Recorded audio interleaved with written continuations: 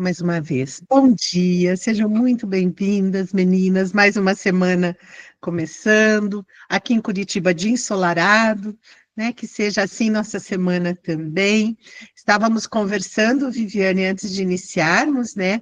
Que a Eliana perde uma cursista, mas nós ganhamos uma formadora e a gente fica muito feliz, viu? Seja muito bem-vinda. Eu sou a Angelita, eu sou a técnica pedagógica responsável pela produção dos roteiros de gestão. E para mim é uma alegria tê-la aqui conosco, viu? Que em pouco tempo você tem o sentimento do pertencimento a esse grupo, que eu acho que é o que a gente tem de mais valioso, né, no nosso trabalho. Então, seja muito bem-vinda. E aí, Muito menina, obrigada, professores. Obrigada. coisa boa. Então, começamos a nossa semana já com o papo formativo da R8, né, que é, enquanto temática, é uma sequência do R7, então, o que vocês vão discutir essa semana com os seus cursistas é o que vocês finalizam na R8, né, então vocês começam essa semana já conversando sobre relacionamento interpessoal e formas de comunicação em contextos de aprendizagem, e nós continuamos na R8 com essa temática de uma forma um pouco, com um tempo menor da nossa reunião, né, porque na R8 nós já vamos dar início às apresentações dos relatos, então por esse motivo, enquanto a nossa temática de gestão é um roteiro mais enxuto, justamente porque 40 minutos do tempo eles estão destinados às apresentações dos relatos. Então, só lembrando que já está no chat para vocês o link do formulário de presença, para vocês acessarem e registrarem a presença de vocês no nosso papo formativo. Então, assim, meninas, esse nosso roteiro 8, ele está bem mais enxuto no sentido também de que para a gente poder cuidar da boa gestão do tempo de vocês, nós não teremos nesse roteiro um momento de em ação. O que nós teremos de troca, de compartilhamento nesse roteiro, está no nossa experiência. E aí vocês vão ver que o nosso experiência ele está entre 2 slides de fundamentando a nossa prática. Então a gente começa apresentando uma fundamentação, trazemos os cursistas para o diálogo e fechamos esse diálogo a partir da nossa experiência com dicas de como lidar com o comportamento que normalmente a gente traz como sendo indisciplina. Então, a gente vem numa conversa de roteiro 8, que é uma sequência do 7, onde os dois vão se aproximar muito no diálogo, para que a gente possa, então, dar início às apresentações dos relatos dos seus cursistas. Então, nós temos aqui na R8, o meu desejo é sempre que esse slide já se tenha tornado desnecessário, né? A jornada já se encaminha para sua finalização, então, que esse vínculo já tenha sido estabelecido da câmera aberta, né? De que o cursista tenha entendido o quanto fica mais dinâmica a participação dele quando não é pelo celular, e sim pelo seu notebook ou computador. Então, a nossa agenda está prevista aqui com 8 minutos para o acolhimento, 15 minutos para o fundamentando a prática. Então, a gente traz também aqui conceituação nova, né? A gente vai trazer alguns elementos novos para essa conversa, 12 minutos para a nossa experiência. Mas aqui nessa organização de agenda, o fundamentando a prática, ele, na verdade, a nossa experiência, ele está entre, né? Então, nós teremos 2 slides para fundamentar a prática, mas a nossa experiência está entre esses 2 slides. Aí nós teremos 40 minutos de compartilhamento, que é a apresentação dos relatos, e a finalização ainda com o formulário do Queremos Te Ouvir. Então, nós temos aqui como objetivos da nossa reunião: desenvolver estratégias para lidar com comportamentos inadequados, preservando as relações interpessoais. Então, existe um desafio aqui, né, que é como é que eu lido com situações de indisciplina em sala de aula e, ao mesmo tempo, eu não afasto o estudante de mim. E, ao mesmo tempo, eu não causa um rompimento nessa relação interpessoal professor-aluno, e muitas vezes, né, pensando nos nossos cursistas que não são professores, como também ele lida com certas situações que ele precisa resolver certos conflitos e, ao mesmo tempo, preservar as relações, seja gestor com professores, gestor e pedagogo e professor, né, técnicos no seu ambiente, no seu contexto de atuação. E o outro objetivo, então, da nossa reunião, justamente, é destinado à apresentação dos relatos de implementação, mas nessa ideia mesmo do compartilhamento de experiências, aonde o colega que vai apresentar o seu relato, ele traga elementos para que eu possa refletir sobre a minha prática, para que eu possa também me inspirar naquilo que eu estou vendo, e dizer assim, nossa, isso é interessante, eu posso usar também, né? Então, que esse momento seja de troca de experiências, mas que ele possa também ser um momento de inspiração ao ouvir as apresentações dos colegas. E aí, então, nós vamos começar com o nosso acolhimento. Nós temos hoje para o nosso acolhimento também um vídeo que é uma fala do Celso Antunes, onde ele traz um poema. Vamos assistir o vídeo e depois a gente continua essa conversa.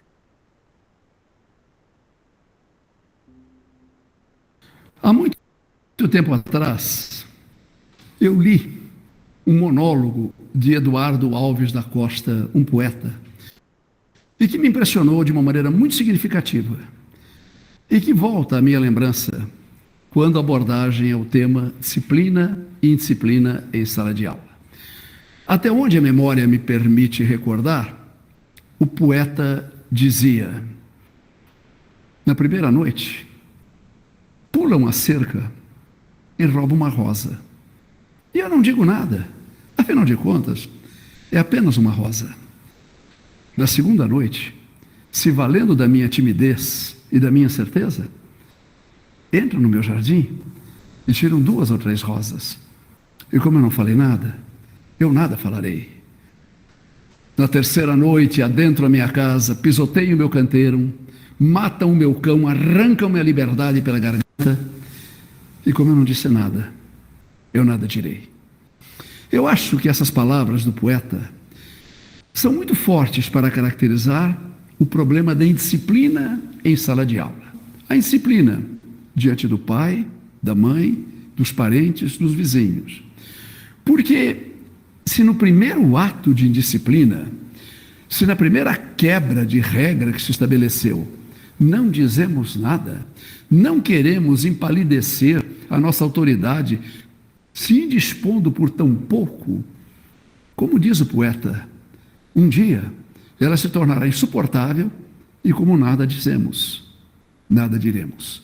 Portanto, que fique estes versos de Eduardo Alves da Costa para nos lembrar que se queremos a disciplina no lar que temos, se desejamos a disciplina na sala de aula que administramos, desde o primeiro momento, desde a primeira oportunidade, devemos ter a dignidade e a hombridade de dizer um não.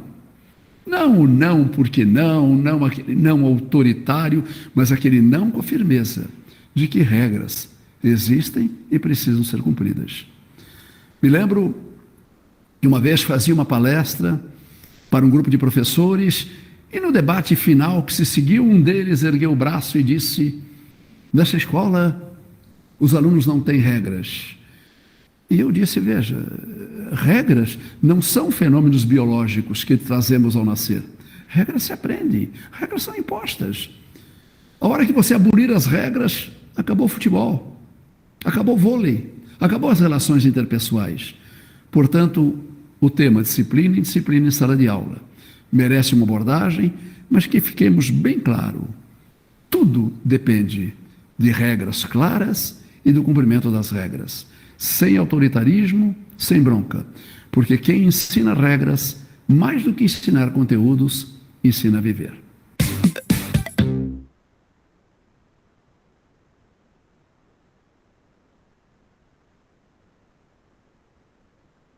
Então, esse vídeo, ele traz justamente para reflexão sobre a importância das regras e o quanto elas são necessárias.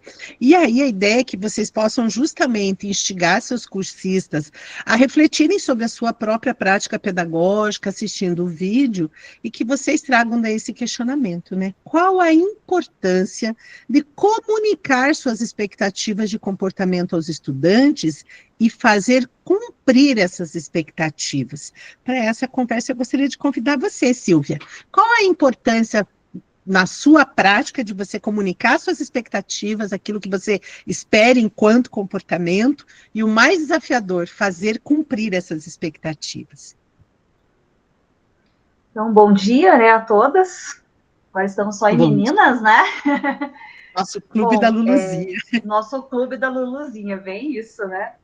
Bom, eu creio assim, alguns aninhos de experiência, né, não só como professora, mas também como mãe, ensinaram o seguinte, né? Primeiro é estabelecer as regras, mas as regras, elas não podem ser regras absurdas com consequências que eu não posso cumprir. Então, elas têm que estar dentro da medida, né, para aquilo que for estabelecido, né? Então, eu não posso trazer dar uma proposta de uma punição severa demais que eu não vou cumprir. Então, eu tenho que estar ciente que, ao estabelecer regras, eu preciso cumprir, né, aquilo que foi estabelecido. Então, a partir do momento que há uma quebra daquela regra, daquilo que foi combinado entre a turma, né, entre aqueles que estão combinando, eu preciso tomar as rédeas da situação, né, e fazer cumprir aquilo que foi estabelecido, né. Então, esse eu creio que é o primeiro o essencial, né, em termos ali de combinados, né. E ter consciência que sempre vai ter alguém que vai testar os meus limites, né? Porque quando a gente estabelece uma regra, né, você combina, sempre vai existir aquele que vai testar, né? Para ver se realmente você vai cumprir aquilo que você propôs, né? Então, principalmente os adolescentes, eles têm essa necessidade de se autoafirmar enquanto indivíduos, cruzando os limites. E aí eu preciso ser adulta da relação e estabelecer, né, novamente os limites, fazendo ele relembrar quais eram as regras, né? Eu normalmente retomo, olha, lembra o nosso combinado? Lembra que ficou estabelecido isso, né? Você lembra quais eram, né, as consequências e tal? Então a gente sempre relembra, né? E funciona sempre? Eles vão continuar testando, gente. Eu tenho aluno que faz aí, desde o primeiro dia de aula, que eles continuam com a história da garrafinha toda a aula. Ele vem para mim e fala assim, no primeiro horário, professora, tem que encher minha garrafinha. E foi combinado desde o primeiro dia que ninguém sai para encher a garrafinha. Você traz a garrafinha cheia de casa, né? Eles continuam, não, lembra do nosso combinado? Ah, é verdade, professor. Aí eles sentam, né? Mas toda aula tem alguém que vem para testar. Como assim, né? Alguma hora a professora vai esquecer, né? Ou eles mesmos esquecem, né? Também pensam assim, não, mas ó, tem o outro que deixa, por que essa aqui não deixa, né? Então, aí eu relembrar e eu explicar o porquê, né, gente? Se eu deixar todo mundo sair toda a aula e chega a Rafinha o tempo todo, a gente não tem aula, né? O que vai acontecer? É um entra e sai de pessoas, né? Vocês vão tomar o arzinho de vocês e a gente não vai ter a aula, que é o que nós estamos aqui para cumprir, para fazer. Eu creio que seria isso, né? Com certeza vamos aprender muito mais hoje aí com a Angelita. Ai, obrigada, Silvia. Você trouxe elementos importantíssimos na sua fala e que você vai ver que a construção desse roteiro traz muito do que você disse. Muito obrigada por compartilhar com a gente. A Janaína também trouxe ali no chat um comentário sobre o vídeo. Ela colocou ali, esse vídeo é ótimo. A regra não é nata, ela precisa ser ensinada. Muitas vezes erramos por achar que o aluno já sabe o que eu espero dele, especialmente quando estão no ensino médio. Quanto maiores eles são, mais a gente se esquece de dizer o que esperamos dele. O óbvio para mim não necessariamente é para o aluno, e o óbvio precisa ser dito. Perfeito, Janaína. Assim como a autonomia não é algo nato, né? A gente não nasce autônomo, a autonomia se desenvolve, né? A questão das regras e também lembrando sempre que expectativa é aquilo que eu tenho em relação ao outro. Então, eu preciso comunicar isso. E a Silvia trouxe de forma muito clara na sua fala a importância dos combinados, das regras, mas que não sejam regras absurdas, ou aquilo, né, a penalidade para a regra não cumprida, algo também que eu não vou dar conta lá na frente, né, porque pior do que deixar, né, que entrem no meu jardim e roubem as rosas e eu não fale nada, é eu ameaçar de algo que depois eu não dou conta de cumprir, e que isso só vai fazendo com que a minha autoridade, né, não autoritarismo, mas a minha autoridade enquanto professora em sala de aula, ela se perca. Então, as nossas ações, elas são muito importantes nessa relação, sim, de que ela pode ser afetuosa, de que ela pode estabelecer vínculo, mas que ela também deixa claro uma relação onde o professor é a autoridade na condução da sua aula, na organização dos tempos e espaços de aprendizagem dos seus estudantes.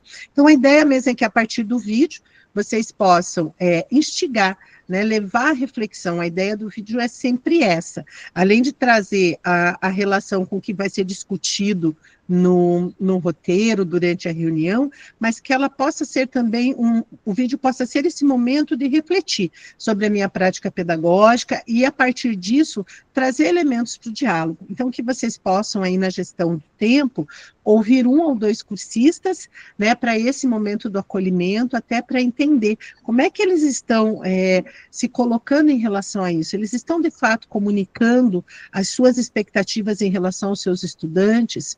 Eles estão fazendo cumprir essas expectativas a partir daquilo que é comunicado? Então, essa é a nossa ideia aqui, para que, na sequência, a gente possa conversar primeiro sobre os princípios para lidar com comportamento inadequado. Então, aqui eu estou trazendo justamente a expressão que é apresentada no livro de gestão de sala de aula, mas lógico que quando a gente fala de comportamentos inadequados, a gente vai associar, a gente vai fazer a relação com indisciplina, né, com situações de indisciplina. Então, aqui a gente tem 6 princípios, e eu vou chamar a atenção de vocês justamente para as notas da apresentação. Então, para cada um desses princípios, as notas trazem para vocês a fundamentação, para que vocês possam conduzir esse momento. Então, a ideia é que vocês possam, inicialmente, apresentar esses princípios para os seus cursistas, né, de como lidar com comportamentos inadequados, para poder, depois, na sequência, convidar um cursista, pelo menos, para que ele traga as suas impressões a partir do que foi apresentado, que ele possa trazer as suas reflexões à medida que você vai construindo esse slide de forma dialogada, mas que vocês possam trazer um cursista para contribuir com a discussão, no sentido de realmente ele fazer uma síntese do que será apresentado. Então, aqui já eu trago alguém também para essa conversa. Então, quando a gente fala, né, dos princípios para lidar com o ambiente, com comportamento inadequado, então a gente tem aí como primeiro princípio a questão do ambiente seguro, né? Então, quando a gente discute com os nossos estudantes regras, combinados, o objetivo é justamente para que a gente possa ter um ambiente seguro de aprendizagem, né? Então, as autoras no livro, elas falam justamente sobre a escolha das estratégias disciplinares que sejam consistentes com o objetivo justamente de criar um ambiente de sala de aula seguro e solidário. E isso é para todos, né? Para todos os estudantes nessa sala de aula, para o professor nessa relação com seus estudantes. Então, o professor, a gente não pode perder de vista que o professor, ele precisa sim alcançar a ordem. A gente não consegue, não existe processo de ensino-aprendizagem meio ao caos, né? A gente precisa ter uma organização desse espaço, desse ambiente, ele precisa ser organizado. Então, é necessária a questão da ordem, né? E, no entanto, né, a Silvia trouxe isso na fala dela, né? Não pode ser a partir de regras e combinados absurdos, né? Eles precisam ser, de fato, possíveis de serem cumpridos e do entendimento de todos naquele ambiente. Então, quando a gente fala desse alcançar a ordem, ao mesmo tempo, o professor precisa também escolher estratégias que apoiem o seu relacionamento com seus estudantes, com os seus alunos, alunos, né? Então, e nesse apoiar é justamente regras e combinados que contribuem para a organização desse ambiente, mas que, ao mesmo tempo, estabelecem um vínculo de confiança nessa relação professor-aluno, estudante-estudante. Então, a fim de proteger, inclusive, as autoras trazem a ideia de proteger a dignidade dos estudantes e preservar o seu relacionamento com eles, né? Então, é importante, e eu acho que a Silvia trouxe isso muito claro na fala, na ideia do desafiar, né? A gente está o tempo todo sendo desafiado para testando os nossos limites. Então, a ideia é justamente evitar disputas de poder, né, que façam os estudantes se sentir humilhados, ridicularizados, porque o que a gente não pode perder de vista? Que para o adolescente em especial, né, a Janaína trouxe isso no chat, lembrando dos alunos do ensino médio, para eles, a imagem deles perante ao seu grupo de amigos na sala é muito importante. Então, se em alguma situação, né, esse embate, né, esse enfrentamento, ele se dá de uma medida que você, enquanto professor, expõe esse aluno ao ponto dele se sentir acuado, ou humilhado ou ridicularizado, ele, como reação de defesa, ele vai partir para o enfrentamento. E aí, é o que a Silvia falou, a gente não pode perder de vista quem é o adulto dessa relação, né? Então, exatamente, Janaína, o adolescente, ele preza pelo anonimato. Então, se tem algo que pode fazer com que a gente, enquanto professor, a gente perca o controle e rompa laços nessa relação, é quando a gente traz esse aluno para esse lugar da visibilidade, onde ele se sente exposto, acuado, e é um mecanismo de defesa. Ele vai para o enfrentamento porque, afinal de contas, os colegas que estão ali de plateia vão esperar um posicionamento, tipo, o que ele vai fazer agora? Né? Então, esse ambiente seguro, esse ambiente solidário, a partir das estratégias que são construídas colaborativamente, elas são muito importantes também para a preservação, não só mas das relações. E aí a gente traz aquilo que é sempre o quê? Conversar com os alunos de modo privado é sempre o melhor caminho, né? A gente buscar uma conversa que ela é pessoal, numa relação que não expõe ninguém, sempre será o melhor caminho para resolver uma situação de comportamento inadequado. Por favor, Silvia. Então, a fala ali da Janaína é muito pertinente, né, falando do ensino médio, e eu creio assim que a gente acaba ao longo do tempo entendendo que as posturas que nós tomamos no ensino fundamental e no ensino médio, elas precisam ser diferentes, né? O estabelecer regras e limites no ensino médio funciona de uma forma totalmente diferente do ensino fundamental, né? E tanto que durante muitos anos, gente, enquanto eu consegui me agarrar ao ensino médio, eu me agarrei firme ao ensino médio, né? Tentando não ter que enfrentar as crianças, né? Porque eu sempre achei muito, muito fácil entender esse mundo deles e saber dar o tom, o limite, o respeito, aquela coisa que eu confesso que eu tenho certa dificuldade com os adolescentes e os pré-adolescentes, né? Porque eles extravasam, eles ultrapassam os limites, assim, com muita facilidade, né? E o ensino médio não, a partir do momento que ele vê em você alguém que respeita, alguém que conhece ele, alguém que está buscando ali trabalhar e buscando o bem dele, enquanto ele normalmente ele colabora com você, né? Eu falo assim que as minhas chamadas de atenção no ensino médio sempre eram assim, nossa, o meu coração tá partido, né? Eu brincava com isso, assim, nossa, fulano, você acabou de partir meu coração.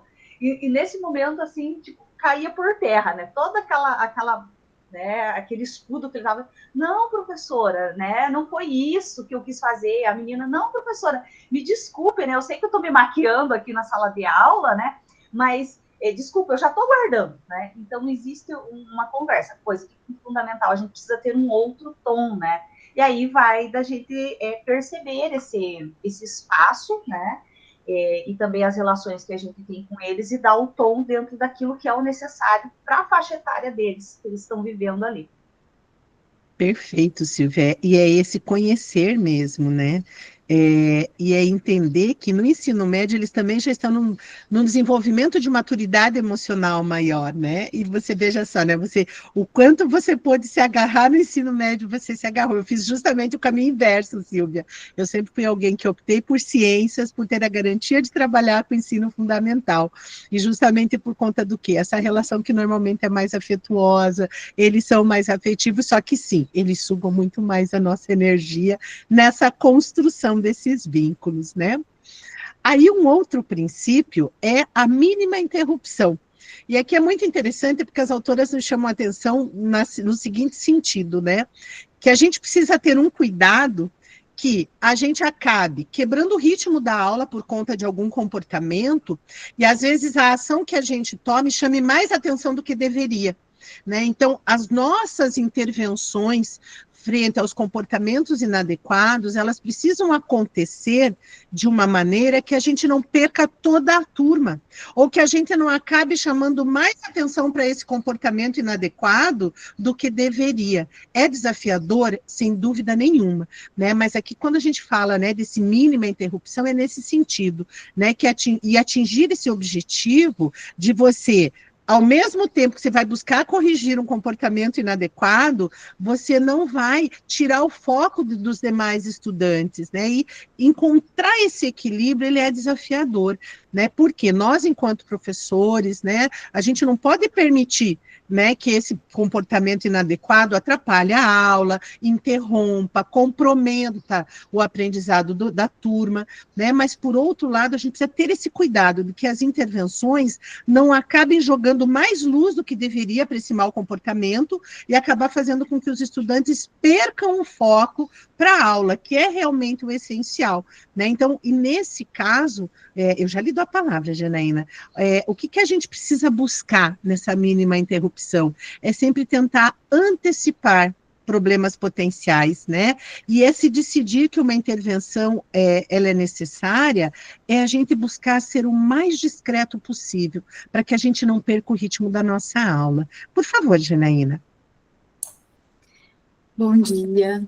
Eu queria trazer um outro olhar sobre essa mínima interrupção. A Claro. Angélica trouxe essa questão, né, de que a gente não pare tudo para ficar chamando atenção, como que é, a gente já viu em alguns roteiros, não fazer sermão, que sermão é muito chato, né? Esse é o olhar que você trouxe da mínima interrupção. E eu queria trazer um outro que eu faço uso desde que eu estou em gestão, que é alguns combinados que evitam que a aula seja interrompida. Por exemplo, eu sempre falo aqui do meu combinado da plaquinha para ir no banheiro. Então, eu chego, depois que eu passei as orientações, eu dou o comando. É aquela aula que eles podem ir ao banheiro, eu libero, né? Hoje nós começamos pelo lado esquerdo, então eles já sabem.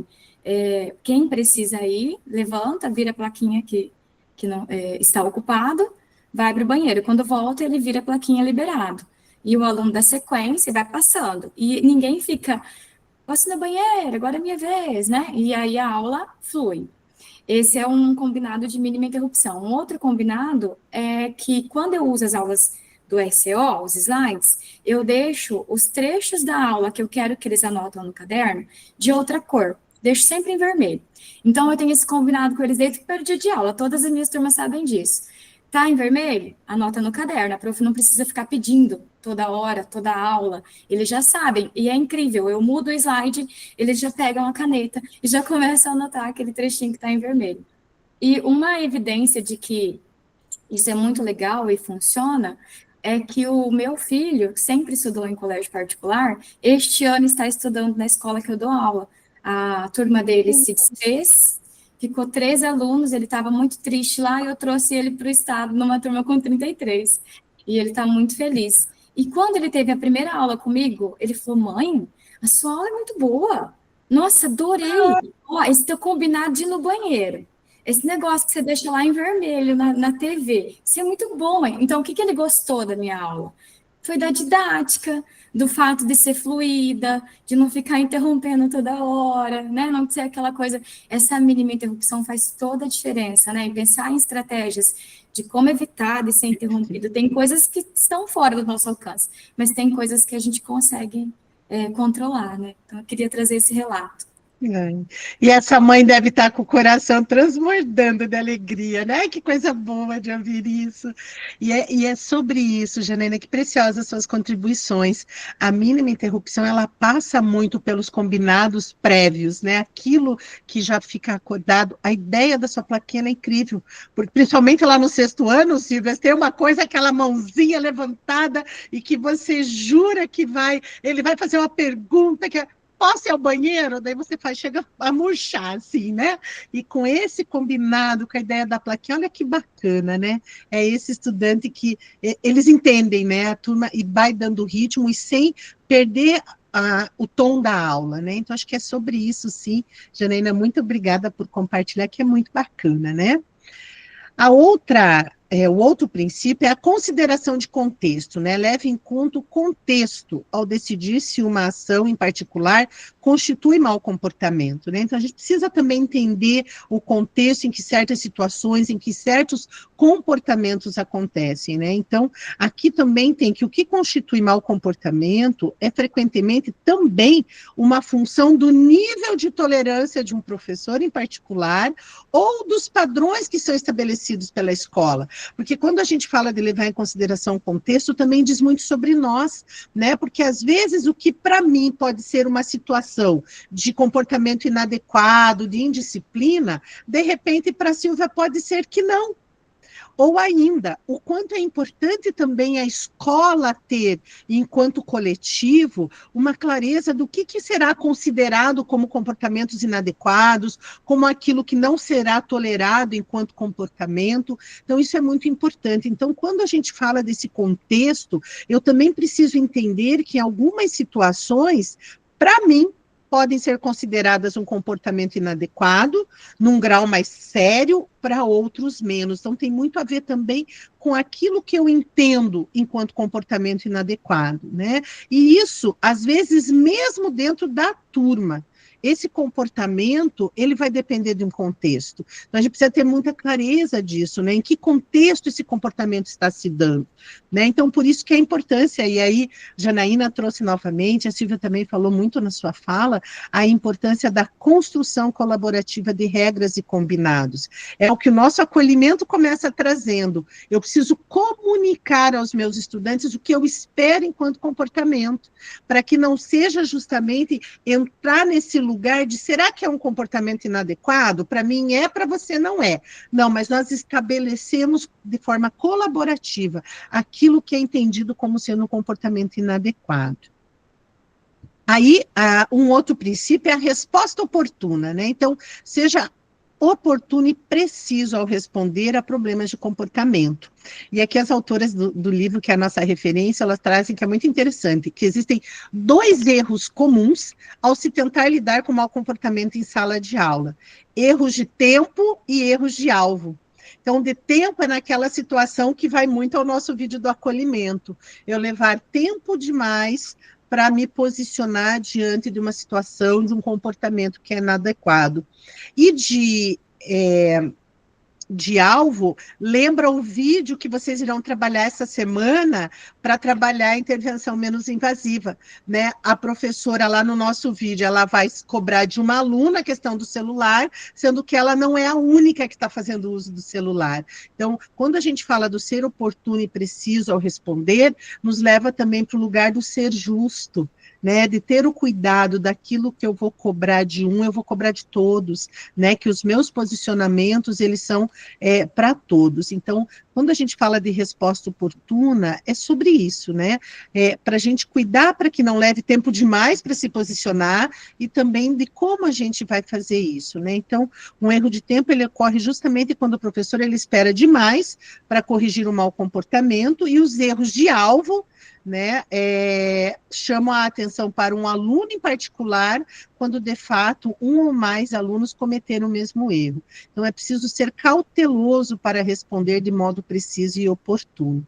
Então, é aquele professor que precisa sim ter os olhos de águia para a sua turma, né, estar atento a tudo o que está acontecendo, para que isso não aconteça no sentido de acabar despertando no estudante o sentimento de injustiça.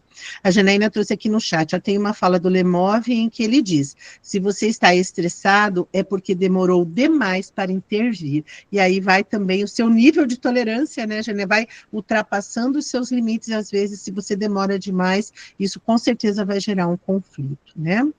Aí o outro princípio é a severidade apropriada, que conversa muito com a resposta oportuna, né?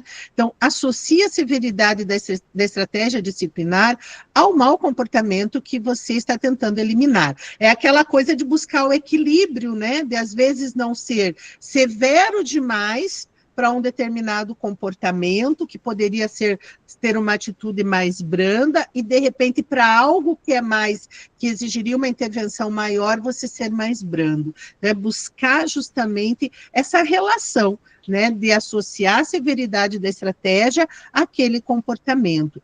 Olha que interessante, as autoras trazem que pesquisas indicam que os professores pensam sobre o mau comportamento em termos de 3 categorias, né? Então, quando a gente olha para as situações de indisciplina em sala de aula, a gente costuma classificar em 3 categorias esses maus comportamentos. Comportamentos inadequados leves, que são aqueles barulhos, as conversas paralelas, as autoras trazem a expressão aqui, né, traduzida para o português, devaneios, que são os comportamentos tidos como inadequados, mas que são leves. Comportamentos inadequados mais graves, discussões, falha em responder à orientação do grupo, e tem aqueles comportamentos inadequados que eles nunca são tolerados, que aí são o quê? Roubo, ferir alguém intencionalmente, destruir os bens dos outros, ou seja, comportamentos que levam para o caminho da violência, né, da agressão. Esses são comportamentos que eles jamais são tolerados em qualquer circunstância, em qualquer contexto. Então, eles também levam em conta se esse mau comportamento é parte de um padrão ou se é um evento isolado, né? Porque, às vezes, esse comportamento ele pode ser uma situação isolada que desencadeou nesse comportamento, mas às vezes pode ser também a repetição de um padrão. Então, quando a gente pensa nisso aqui, a gente traz para essa discussão também a gente refletir sobre a questão do bullying, né? Estudantes que sofrem bullying não são eventos isolados, né? Vem de um padrão de comportamento que se repete.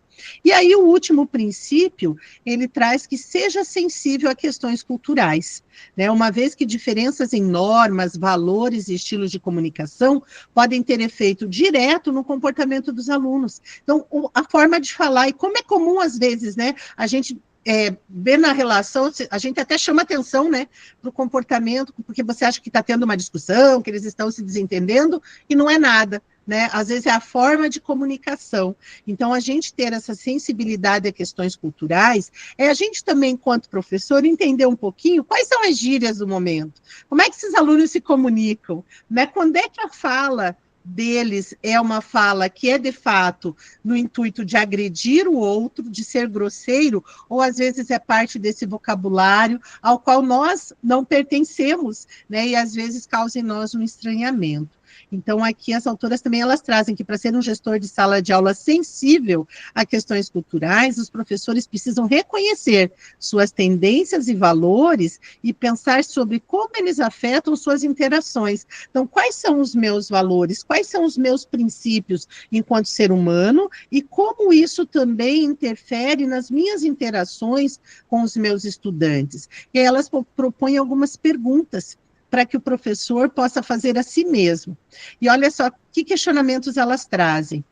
Sou mais paciente e encorajador com alguns alunos? Tenho uma tendência maior em reprimir outros alunos? Já espero que certos alunos sejam bagunceiros? Eu formo julgamentos estereotipados dos meus alunos, seja com base no corte de cabelo, né, nas vestimentas, no vocabulário. Quando os alunos violam as normas, eu recomendo um tratamento igual para todos eles? Então, são questionamentos que nos levam a refletir, né? Será que eu estou rotulando, às vezes, o meu estudante por algo que eu nem vivenciei com ele ainda, mas outros dizem, cuidado com aquele aluno é terrível, e eu já entendo o que ele é e crio uma barreira na minha relação com ele.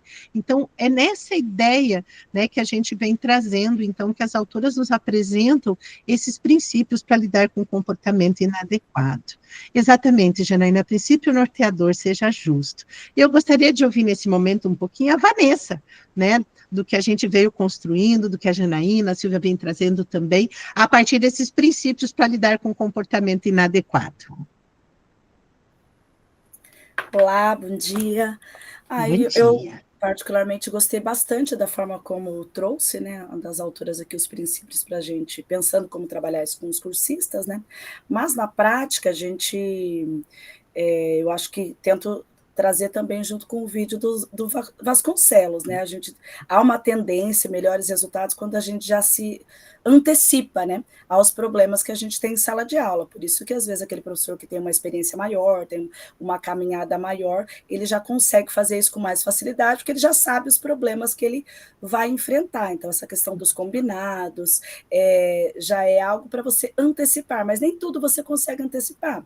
Então, você tem lá situações que, às vezes, você não espera. Então, quando você colocou, resumindo alguns pontos, né, que você trouxe, quando você coloca essa questão da mínima interrupção, que depois a Janaína também complementou, eu acho que é uma estratégia muito válida, porque aquela questão de, às vezes, quando você tem uma situação de muita conversa ou de briga entre eles, e você interrompe o tempo todo, tipo, eles antigamente falavam, dá ovo, né? Eu não sei se na região de vocês fala assim, a professora deu um ovo na gente, eu não sei de onde surgiu essa expressão, que é o sermão, né? O popular sermão, não fica uma aula legal. O aluno não sai satisfeito e você também não sai. Você não sai sentindo que você fez, né, o seu bom papel. Então, eu achei bastante interessante. O ambiente seguro, eu acho que a gente já vem falando desde o primeiro momento, né, que eu acho que ele casa com essa questão de você confiar, de você acreditar, de você daquela questão do vínculo com o estudante. Então, eu considero ele um dos mais importantes, porque quando você estabelece esse vínculo e ele se sente seguro ali, por mais que ele erre num comportamento, é aquela coisa assim, né, eu não sou errado. Né? Às vezes eu tenho uma frase, eu falo um pouco assim, não é porque falar, tudo eu, tem uns que falam assim, tudo eu, falou meu nome, então a gente tem que cuidar, né? Que às vezes repete o nome daquele estudante, então aquela intervenção, né? Sem utilizar no coletivo, acho muito importante, é algo que a gente deve usar bastante, mas quando você tem um bom vínculo ali com o estudante, você consegue mostrar para ele, olha, você não isso, você precisa chegar neste ponto, vamos fazer tal coisa, e ele não fica chateado com você, porque você tem um bom vínculo, ele te respeita, é um papel, lógico, que totalmente diferente da mãe, né? O filho, por mais que exploda, por mais que fale alguma coisa, ele sabe que é para o bem, então não é fácil construir esse vínculo, mas eu acho muito importante também, alguns aspectos, né? Obrigada, Vanessa. E é bem isso, né? Não é fácil construir esse vínculo mesmo, né? Esse vínculo da confiança, né? Dessa relação mais harmoniosa, mas quando também ele é estabelecido, ele só nos traz benefícios, né? Tanto para nós, enquanto professores, quanto para o estudante também. E aí, como eu falei para vocês, aí a gente vem para o momento da nossa experiência. E a ideia é justamente que vocês possam instigar novamente seus cursistas a pensarem nas suas práticas e, diante de comportamentos, né, que você considere inadequados, e aí a gente volta, né, num dos princípios, esse entendimento, né, de que a análise de contexto, às vezes aquilo que eu considero inadequado, talvez para o outro em uma determinada medida não seja, mas é que mais uma vez, o professor, o cursista, ele pensar a partir daquilo que ele faz, né? Então, sem a ideia do certo ou do errado. Mas como é que eu costumo lidar com essas situações em que eu julgo que são situações de indisciplina? A ideia aqui é que vocês possam convidar quem preferir abrir o microfone para contribuir e quem preferir usar o chat, que você possa ir fazendo essas costuras a partir do chat com aquilo que está sendo falado pelos cursistas que optarem pela conversa. E eu gostaria de ouvir você um pouquinho, Eliana. Como é que você costuma lidar com situações que você julga que sejam de indisciplina? Olha, na verdade, assim, eu já perdi muita calma. Por isso que eu falei lá no início, lembra daquela reunião que gestão de sala de aula tinha que estar na grade da licenciatura? Lembro. Porque foi muito ferro e fogo, entendeu? Mesmo com os combinados, com as situações, e é claro, né? Eu acho que é uma questão que os cursistas vão levantar bastante, assim, a questão das realidades deles.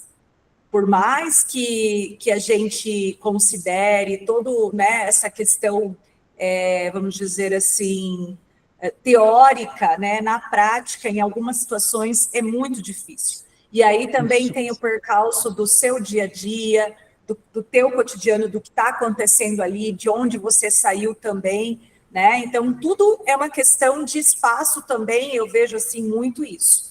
Então, hoje, por exemplo, e até o ano passado mesmo, que eu tinha turmas onde era muito possível lidar com todas essas questões de combinados, exatamente, Vanessa. E assim, primeiro, né, chamar atenção no geral, pessoal, vamos aqui prestar atenção e tal, né? Quando se repete muito, eu já cheguei a tirar o aluno de sala e pedir para ele, por favor, né, não está dando certo, você não está colaborando com a turma, né? Então, assim, nesse espaço eu consigo muito fazer isso, com os comportamentos que são inadequados, né, de maneira assim, em que eu possa conversar. Em outro momento, quando eu vejo que não tem solução mesmo, né, eu realmente peço para se dirigir à coordenação, para que a gente possa conversar lá e tudo mais, né? Então, agora, por exemplo, a gente está indo aí para a finaleira do trimestre, e aí eu tenho só sextos anos, né? Eles são agitados, eles são normais, gente, né? Normal. Mas, assim, já conversamos agora, além dos combinados, olha, que agora a gente vai começar a registrar no RCO, que isso sai quando a mãe vem buscar o boletim, está tudo lá colocado. Então, assim, é colocado de uma maneira mais suave, no sentido de que eles entendem que é um processo que eles precisam se acostumar. Então, nesse momento é assim, mas eu já tive momentos muito tensos em sala de aula, mais antigamente, hoje eu consigo dominar muito mais, né? Mas é aquilo que eu falei, gestão de sala de aula deveria estar no curso de licenciatura. Concordo plenamente com você, Eliana, e você trouxe algo precioso aqui na sua fala, e que eu acho que é muito legal também de vocês conversarem com seus cursistas, que a gente não pode nunca perder de vista a nossa humanidade, né? Então, nós, enquanto seres humanos, nós também não somos seres prontos, nós também temos os nossos desafios, nós também enfrentamos as nossas batalhas diárias, né? E que quando a gente traz uma fundamentação teórica, autores que escrevem sobre o assunto, é no sentido de eu conseguir, a partir disso, olhar para a minha prática e buscar formas de ressignificá-la. Eu acho que esse é o grande desafio. E é uma temática polêmica, porque a gente está falando de relações, e as relações humanas, elas não se dão todas na mesma medida, da mesma forma, mas eu posso jogar luz sobre alguns comportamentos, sobre algumas situações, e no sentido de eu pensar, eu posso fazer diferente. Acho que é nesse sentido, e é muito importante que vocês sempre validem, né, esse sentimento, essa angústia do professor, que ela é legítima. Afinal de contas, né, vocês estão em sala de aula e sabem que a dor que dói lá, dói cá também, e que a gente precisa lidar com isso da melhor maneira possível. Por favor, Vanessa. Eu acho que isso que você traz é muito importante. Eu penso também, lógico que eu penso na minha prática, mas eu penso muito na condição da reunião. E eu sei que toda vez que a gente fala da indisciplina, os professores trazem, gente, eu já fiz de tudo, eu faço, né, eu trago uma atividade diferente, uma metodologia, né, e eles não correspondem daquela maneira. Então, assim, quando a gente traz o autor, por isso que eu acho muito válida a questão da fundamentação teórica, porque quando você traz a informação, não é você que está dizendo, né? Então, são os autores, e eu também coloco, a gente não precisa concordar com o que o autor traz, mas é uma base de discussão, a gente vai discutir uma forma, e também não tem solução mágica, é um passinho, né, de cada vez, e assim, a gente tem que ter esse olhar, né, igual você fala, afetuoso, também quando o professor está, às vezes acontece um dia reunião, que o professor acabou de passar por um momento difícil, que ele fala, hoje, às vezes ele pega a fala, e ele fala assim, hoje mesmo, na turma que eu estava, né, aí você tem que esperar, deixar ele falar e falar, minha nossa, será que vai baixar, né, toda a linha aqui do meu encontro? Aí você acolher, né, aquela situação, porque você também, igual você colocou, já passou por isso, e sabe que que é difícil, né? Então, e saber sempre, eu gosto sempre de colocar, acho que a Silvia até colocou a questão de nós somos o adulto da relação, por mais que a forma como ele age, né? Uma ação que ele fez dentro de sala seja inadequado, o adulto somos nós. Então, eu não posso agir da mesma maneira também. Então, entender que também aluno não é aquilo, né? É um comportamento que ele teve. E assim a gente vai conseguindo construir com os professores e vai tendo um pouquinho mais de fé, né? Nessa situação que é o problema das escolas, que grande parte dos professores nesse tema é onde eles mais querem participar, porque é uma forma até de colocar entre aspas, descarrego um pouquinho, né?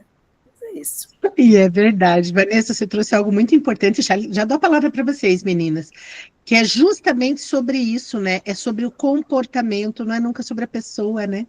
Eu acho que esse cuidado a gente precisa ter, é desafiador também, do professor sempre apontar comportamentos inadequados e não o indivíduo. Antes de eu devolver a palavra para você, Eliana, e depois na sequência para a Neusimar, deixa eu só destacar também aqui a contribuição que as meninas trouxeram no chat, e aí a gente já continua.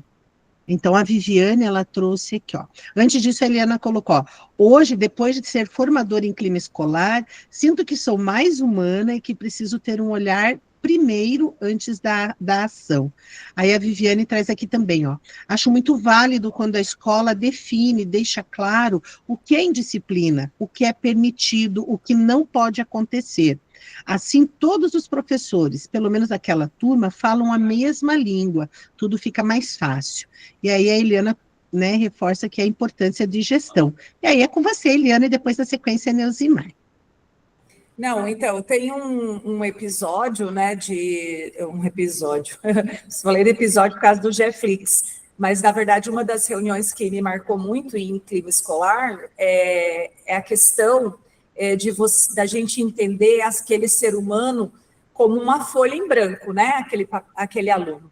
Só que essa folha, às vezes, ela chega amassada, amarelada, né, rasgada para a gente. Então, existem folhas que chegam muito bonitinhas, limpinhas, né, em ordem, e tem aquelas que não. E essas também têm que ter um cuidado para a gente tentar fazer o máximo possível para que ela possa, então, se desenvolver. E é aí que acontece, né? Porque normalmente esses são os rebeldes ou que nos trazem alguma dificuldade em sala de aula, né? Porque a gente sabe que em alguns momentos é normal, por exemplo, eu digo muito isso, sexto ano, é normal eles conversarem, serem agitados, querer todos levantar a mão, né? Mas é uma coisa que a gente consegue contornar de boa, né? Até porque é como se a gente diz, é um alunado normal, é normal deles, né? Trazer toda essa energia. E em algumas situações, quando ela avança para um caso muito grave de disciplina ou de recorrência, também tem questão com a familiar, é aquilo que a gente sempre diz, né? Quando a gente conhece os pais ou a realidade, a gente entende por que a criança é daquele jeito. É verdade, e é sobre isso, né? Neusimar, por favor. Bom dia, então. Bom dia. Eu tenho a dizer, assim, seriam apenas contribuições com relação ao que as colegas já falaram, né? Primeiro, em relação ao que a Eliana falou sobre a graduação, sobre aprender a gestão de sala de aula na graduação, né? Eu desenvolvi um projeto de intervenção no meu PDE com os professores da educação profissional, especialmente com os professores que são bacharéis dentro da educação profissional e técnica.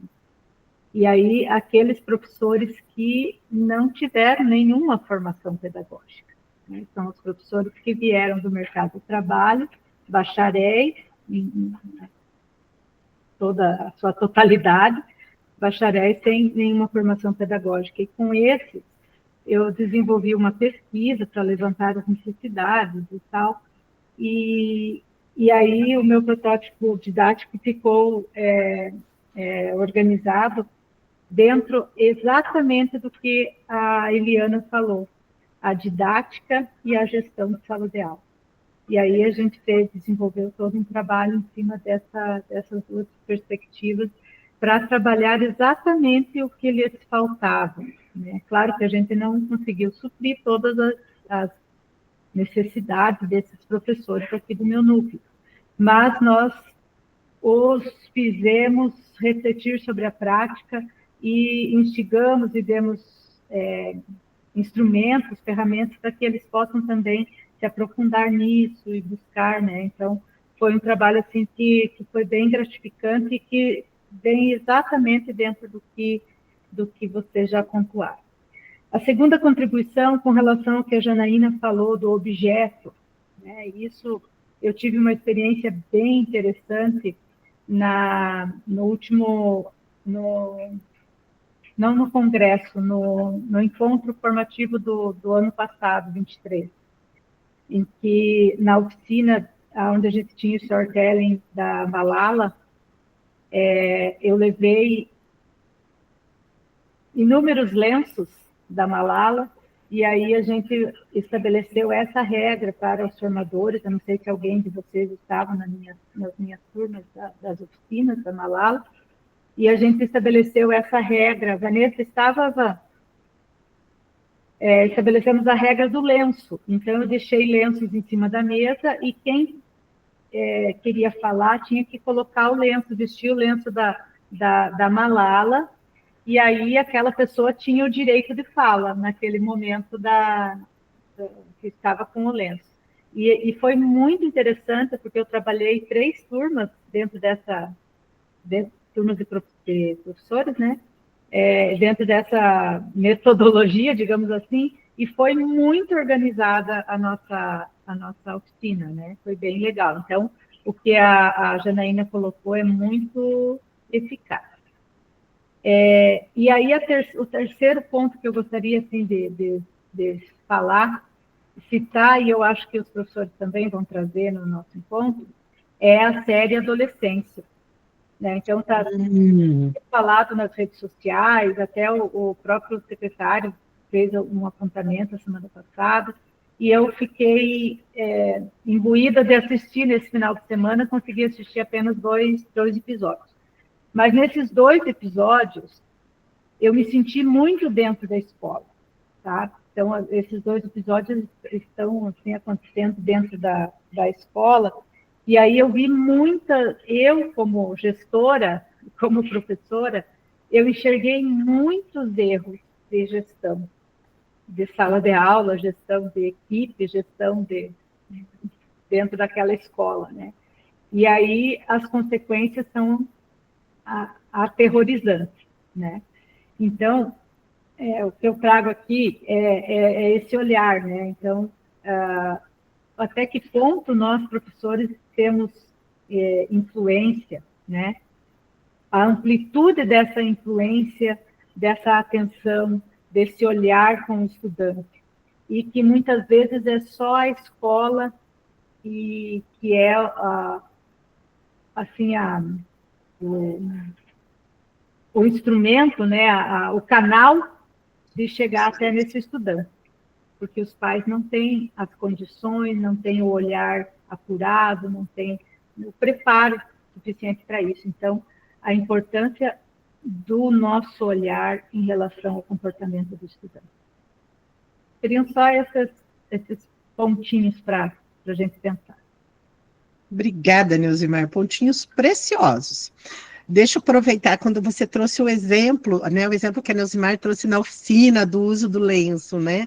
É muito legal porque direciona o olhar de que falar de gestão de sala de aula não é só no contexto da sala de aula, né? Na relação também entre adultos, numa oficina, né? No meu contexto de atuação, o quanto a gente pode trazer para as nossas relações, né? A Silvia, no momento do acolhimento, ela começou justamente dizendo isso, eu enquanto professora e mãe, né? Então, para as nossas relações, o quanto esses combinados, o quanto a gente trazer isso é importante para fortalecer vínculos, também para garantir um ambiente seguro para oportunidade de fala.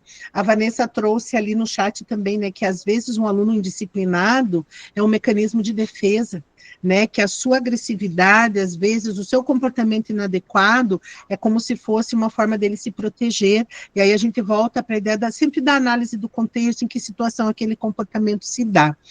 E eu, Neuzimar, confesso que eu ainda não me senti imbuída de assistir a série Adolescência. Eu falei assim, eu ainda não estou em condições emocionais para sentar, para assistir, mas acho que é uma discussão, que é como você falou, né? Que você se sentiu muito dentro da escola. Acho que é uma discussão necessária, principalmente, né, pelo contexto em que hoje nossos adolescentes estão inseridos, o quanto é importante a gente também se fortalecer enquanto adulto da relação, porque, como você falou, a escola muitas vezes é o único lugar seguro e acolhedor para esse adolescente, né? Nós ainda somos, né, um lugar de referência enquanto ambiente seguro e acolhedor para os nossos estudantes. E aí, a gente volta para o nosso Fundamentando a Prática. Então, a partir do que os cursistas trouxerem para vocês, assim como vocês trouxeram aqui para o nosso papo, a gente vai vir mais ou menos na ideia de algumas dicas que as autoras trazem para pensar, né, de como a gente lidar com situações de indisciplina.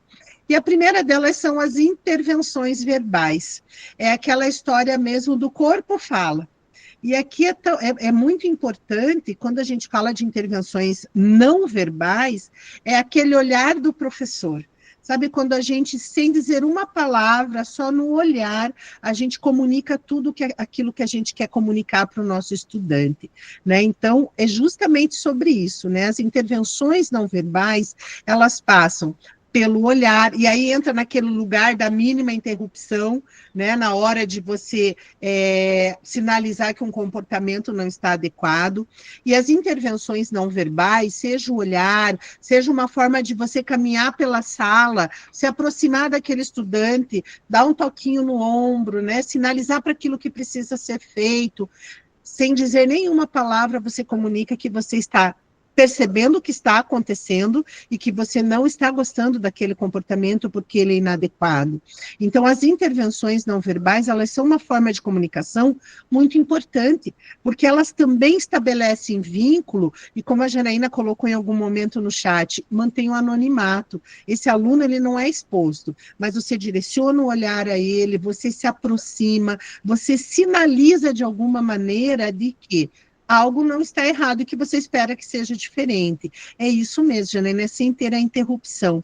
Vocês vão ver aqui que eu não vou me aventurar, mas tem um termo que as autoras usam em inglês que se chama witness, que quer dizer capacidade de estar consciente do que acontece em toda a sala de aula. Então, o olhar de águia, né?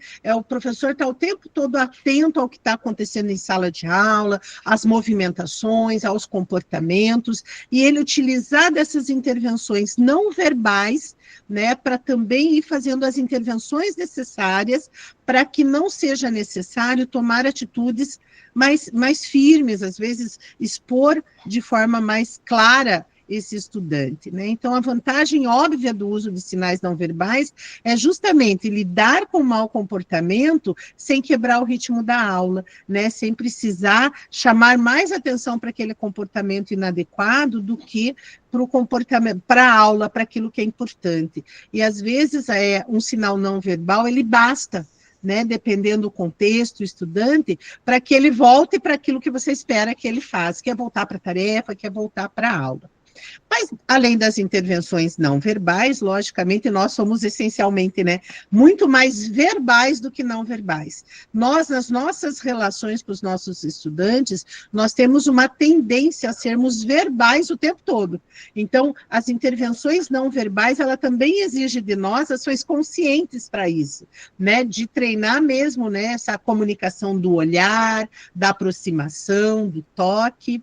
Mas, logicamente, nós temos intervenções que são intervenções verbais, né, que é quando eu vou verbalizar. E aqui, né, quando vocês forem olhar nas notas da apresentação, as intervenções verbais, elas vêm sempre nesse sentido da gente não expor o aluno a nenhuma situação que o coloque no sentimento de se sentir acuado, de se ver obrigado a ir para o embate, como forma também de defesa, de não se sentir exposto ou ridicularizado frente aos colegas, frente ao grupo. Então, aqui, mas ele fala, é muito interessante que as autoras, elas trazem algumas coisas que é importante a gente destacar. Você trazer o aluno para o contexto da aula, né? Então, às vezes, você percebe que o aluno está distraído, que ele está, ou às vezes, conversando, está com outra coisa. Você pode até chamá-lo o nome, mas sem apontar qual é o comportamento inadequado, né? Então, às vezes, chamar o aluno, né? Então, Vanessa, você concorda com a prof? Né? E aí ele já vai entender, opa, está me chamando que realmente eu não estou, ou ainda... chamar esse aluno para participar da aula, né? Trazer esse aluno para a aula, seja para que ele expresse a sua opinião, seja para que ele responda a um questionamento, mas qual é o cuidado que eu preciso ter ao chamar esse aluno que eu percebo que está um comportamento inadequado? Que ao trazê-lo para a aula não seja de forma a constrangê-lo, de pegar assim, viu, só não estava prestando atenção naquilo que eu estava falando, mas é no sentido realmente de integrá-lo à aula. Algo muito interessante que as autoras trazem é usar o humor gentil. É você tratar as situações com bom humor. Mas aqui elas nos chamam a atenção para a gente tomar cuidado para que esse humor não se torne sarcasmo. O sarcasmo nunca é uma boa medida para resolver situações de comportamentos inadequados, porque se eu sou sarcástica na minha ação, na minha intervenção, eu corro o risco de romper uma relação, né, positiva, na minha relação interpessoal com esse estudante, eu corro o risco de colocá-lo numa situação de enfrentamento, de revidar esse sarcasmo. Então, quando a gente fala de buscar o humor, é justamente tentar... Olha, Vanessa, eu digo que eu fiz um exercício longo nos anos de caminhada de sala de aula também, porque eu era alguém que buscava no sarcasmo, na ironia, resolver situações em que o aluno estava me tirando do sério. E é um exercício, né? Algo que a gente precisa fazer de forma consciente, que usar o bom humor é trazer leveza, mas que a gente precisa cuidar com essa linha tênue aí, para que não se torne sarcástico, né? E o sarcasmo, ele sempre vai afastar e não aproximar o estudante. Aqui também as autoras trazem assim, use uma mensagem eu. Então, essas mensagens, geralmente, elas têm 3 partes. Primeiro, o professor descreve o comportamento inaceitável, mas sem culpar ou sem julgar ninguém. A segunda parte, ele descreve o efeito tangível no professor, e a terceira parte da mensagem declara os sentimentos sobre esse efeito. E aí eu trouxe o seguinte exemplo, Quando vocês demoram para organizar o material, eu tenho um tempo menor para organizar nossa atividade prática, e isso me deixa insatisfeito, porque é a melhor parte da nossa aula. Então, é o professor trazer para ele, qual é o sentimento que nele desperta esse comportamento que é inadequado, né? Então, ao invés de ele apontar para o estudante, chamar a atenção do estudante, é ele trazer a atenção para o comportamento inadequado e por que aquilo deixa ele insatisfeito. Ou seja, a partir dessa minha atuação, eu também vou desenvolver nos meus estudantes a responsabilidade, a autonomia de entender que do comportamento dele, né, eu também preciso ser responsável. Aí a gente tem aqui, impondo penalidades e preservando relações. É justamente aquela ideia de que eu vou, a partir daquilo que foram combinados, que foram as regras, mas eu preciso ter o cuidado de não romper as minhas relações. Às vezes é aquela história, eu preciso corrigir um comportamento inadequado, mas eu também preciso deixar claro para o meu estudante de que eu reprovei seu comportamento, mas eu continuo aqui. Eu continuo aqui para te apoiar, para trazer você novamente para a aula, né? Não colocar o estudante na geladeira, vamos dizer assim. E aí ele traz também, né, use uma abordagem de resolução de problemas. Aqui é muito legal que, depois, quando vocês forem olhar ali no detalhe nas notas da apresentação, é quando o professor traz o estudante, ou às vezes acontece até com a turma, traz juntos, para pensarem juntos a resolução de uma certa situação, né? Não fica só em cargo do professor resolver. E aí vem a questão dos combinados de forma colaborativa. É trazer o aluno para pensar junto sobre o problema, sobre o que aconteceu em uma determinada situação e como fazer para juntos resolver.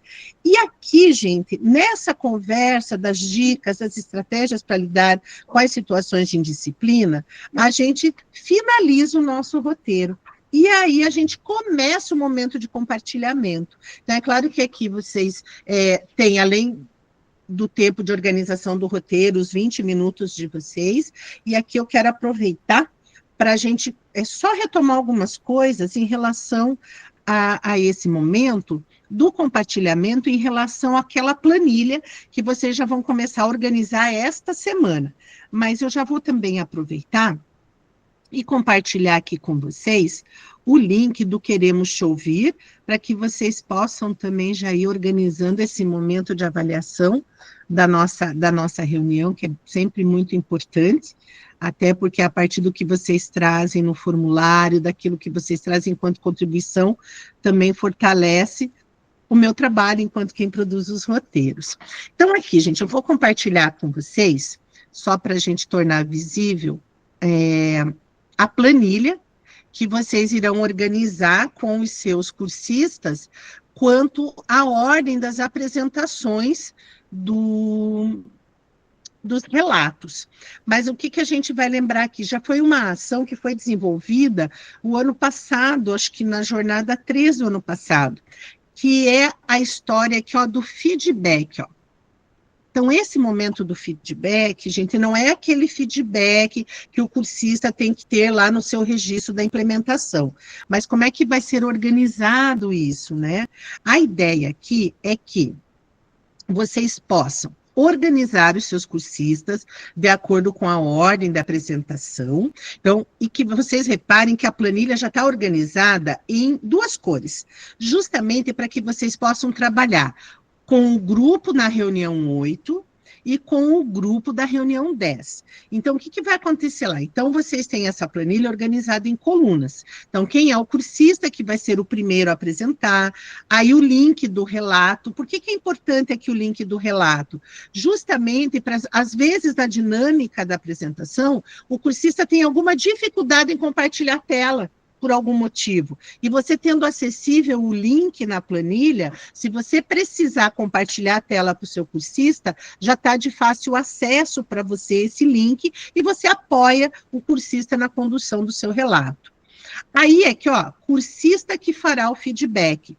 Então, qual que é a ideia aqui? Que vocês peguem entre os 8 cursistas que irão apresentar na reunião 8, que cada um deles faça para um colega o feedback do que foi o seu relato. Então, a ideia é que a gente possa, por exemplo, aqui, então, o cursista lá, que foi o primeiro, ele vai fazer um feedback para o segundo para o terceiro para o quarto, e o 8º vai fazer para o primeiro.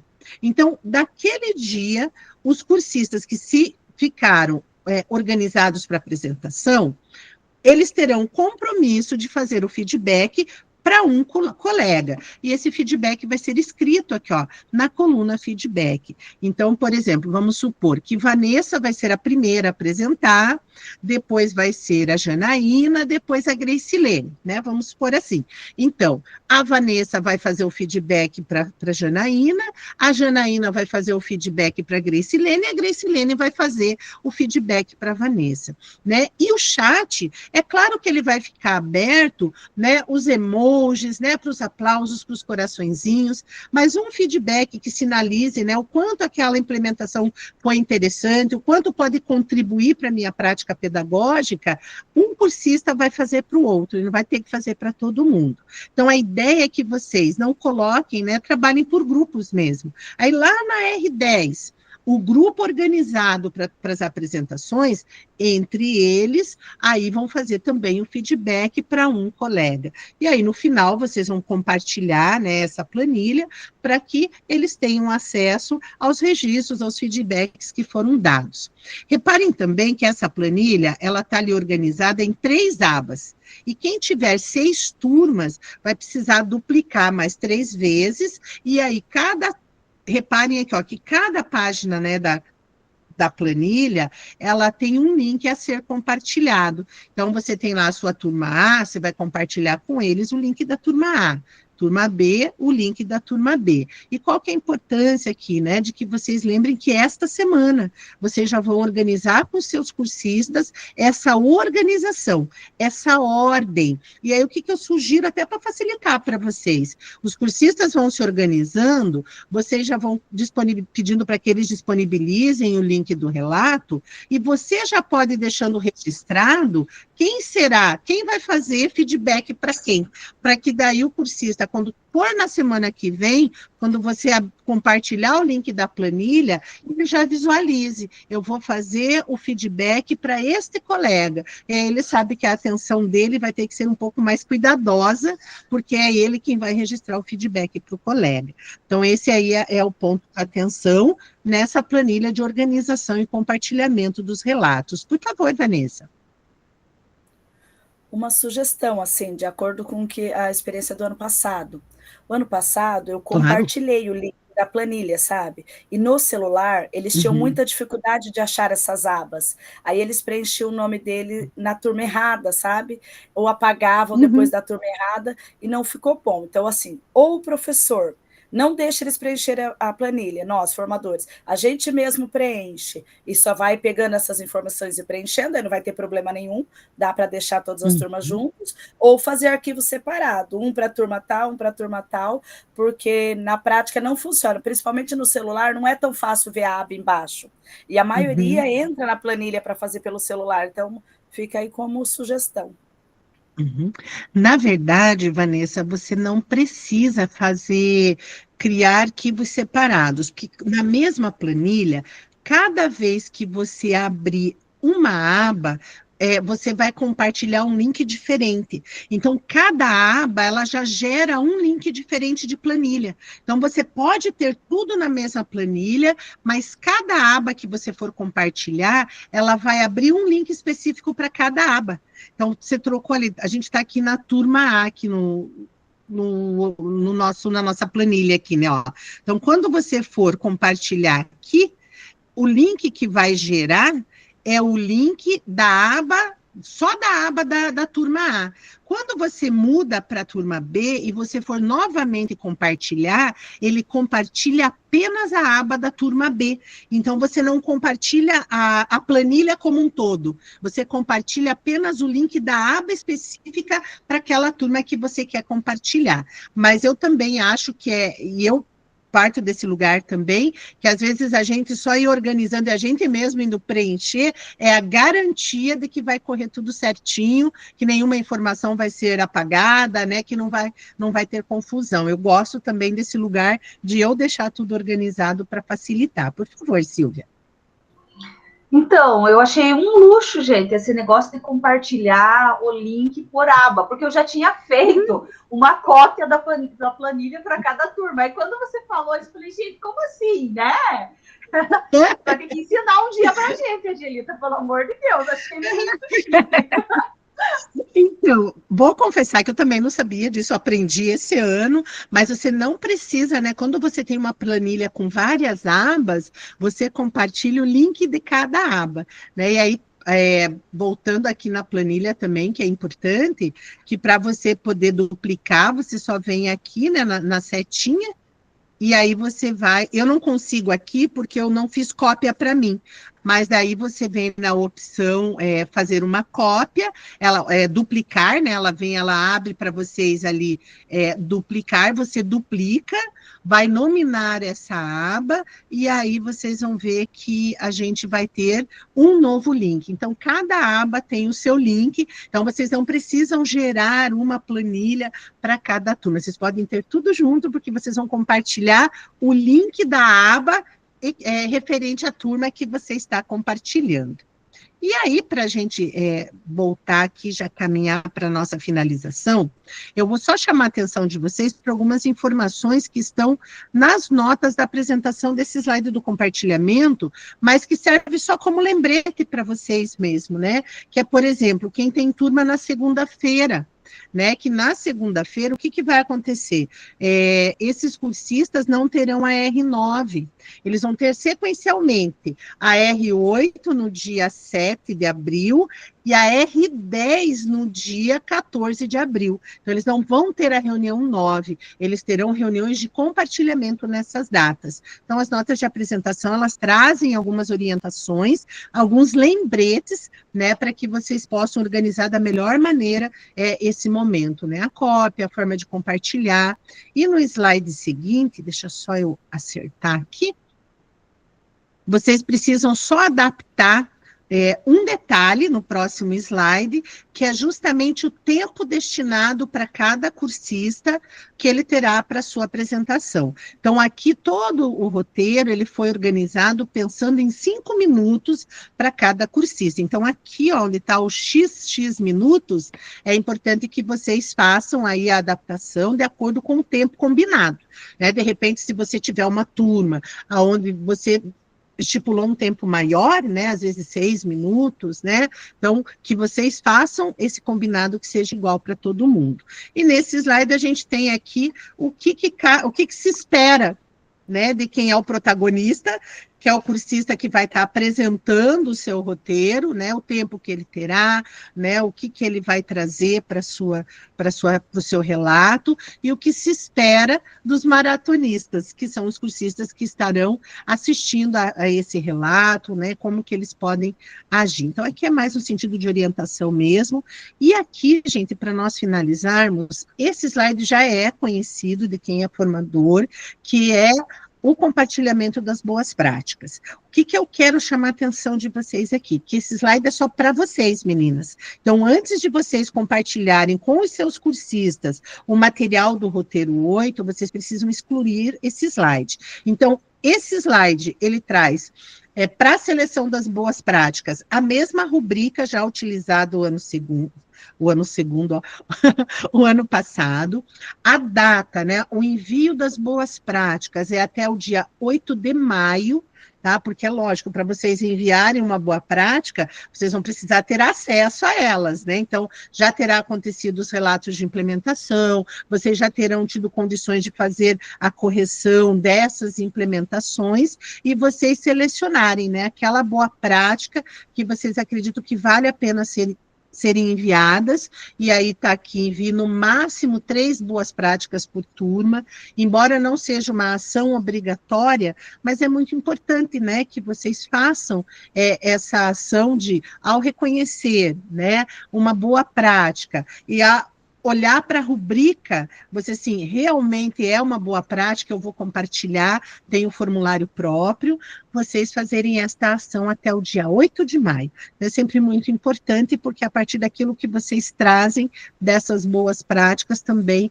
é material que pode ser utilizado nos roteiros dos formadores de maneira geral, pode se tornar, inclusive, uma boa prática que, de alguma maneira, vai fazer parte do Congresso dos Formadores. Então, essa ação ela é muito importante, mas aqui tem uma rubrica que vai apoiar vocês em identificar se realmente essa boa prática atende todos os elementos, os critérios da rubrica, para que vocês possam enviar via formulário até o dia 8 de maio. Então, tem todas as orientações, as notas da apresentação passo a passo, e lembrar que esse slide vocês vão excluir assim que vocês finalizarem, antes de compartilhar com os seus cursistas o material. Já deixei para vocês o formulário do Queremos Te Ouvir, é importantíssima a contribuição de vocês. Temos aqui sempre um Saiba Mais dentro da temática, né, do nosso roteiro, e finalizamos aqui sem ter um momento de síntese, porque a reunião ela tem, né, como o seu ponto alto aí, justamente o momento dos relatos, dos compartilhamentos das implementações dos seus cursistas. Meninas, tranquilo por hoje? Tudo certinho? Só confirmando Acho uma que- perguntinha. Claro, por exemplo, Vanessa. quem na segunda vai apresentar, independente se tem aquela reunião ou não, todo mundo vai apresentar no roteiro 8 e 10. No caso de quem não tem a Exatamente. 10, roteiro 8 e 9, é isso? É, né? Isso. Na verdade, Vanessa, é assim, vai ser o roteiro 8 e 10. A diferença é que a turma de segunda-feira, o roteiro 9, vocês só vão disponibilizar o roteiro lá no Classroom para eles. Inclusive, vocês podem disponibilizar a gravação de uma outra reunião para que eles tenham acesso. Mas é a 8 e a 10. A diferença é que as turmas de segunda-feira, a R10 vai acontecer no dia 14 de abril. Para as outras turmas, na semana do 22 de abril em diante, até fechar a semana daí. Mas isso está tudo lá nas notas da apresentação do slide de compartilhamento, esses lembretes para vocês organizarem da melhor maneira a reunião de vocês. Vanessa, vou pedir de novo, porque assim você já ficou instituída, a nossa fotógrafa, de fazer o print para que vocês possam fazer a reunião de alinhamento com a Neuza. Produção, preparadas? Sim! 2, smile.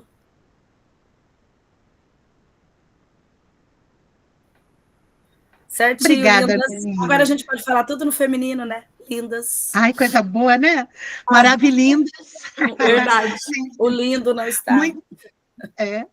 Muito obrigada por cada momento de compartilhamento. Gracilene hoje ficou nesse lugar mais de quem observou o papo, mais quietinha.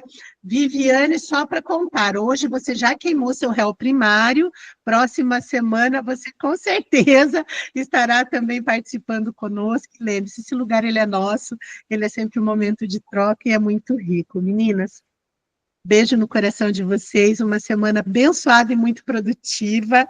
Nos vemos na próxima segunda-feira. Enquanto vocês vão saindo, eu vou encerrando a gravação do papo, tá bom? Obrigada, Angelita. Fique com Deus. Eu é que agradeço. Amém. Para você também, Neusimar. Uma ótima semana. Deus abençoe e acompanhe cada uma.